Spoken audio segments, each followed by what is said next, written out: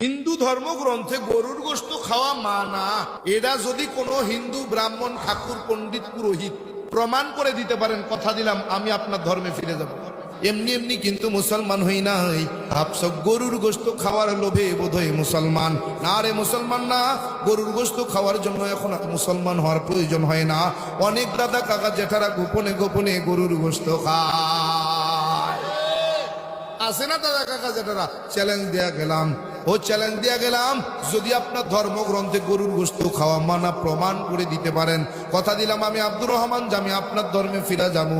আর আমি যদি আপনার ধর্মগ্রন্থে গরুর গোশত খাওয়া বৈধ হালাল প্রমাণ করে দিতে পারি, কথা দেন আপনি কালেমা পড়ে কি মুসলমান হতে পারবেন। হিন্দু ধর্মগ্রন্থে গরুর গোশত খাওয়া মানা, এটা যদি কোনো হিন্দু ব্রাহ্মণ ঠাকুর পণ্ডিত পুরোহিত প্রমাণ করে দিতে পারেন, কথা দিলাম আমি আপনার ধর্মে ফিরে যাব। 106 নম্বর অধ্যায় 61 নম্বর 62 নম্বর 63 নম্বর শ্লোক পড়ে নিন। রুক্মিণীর বিবাহের সময় 1 লক্ষ গরু বলি দেওয়া হচ্ছে ভোজন করানোর জন্য। 1 লক্ষ গরু।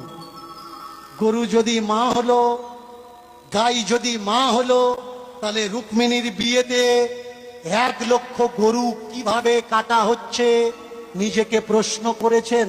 আমাদের ধর্মগুরুদের জিজ্ঞাসা করেছেন যে আমাদের ধর্মগ্রন্থে গরু কাটার প্রসঙ্গ কিভাবে? আপনারা পুরো ভিডিওটা দেখে বুঝতে পারছেন একজন আলিম কি বলেছেন আর একজন হিন্দুদের পণ্ডিতে কি বলেছেন। এখানে আমি কিছু বলবো না, আপনাদের মতামত কমেন্টে অবশ্যই জানাবেন।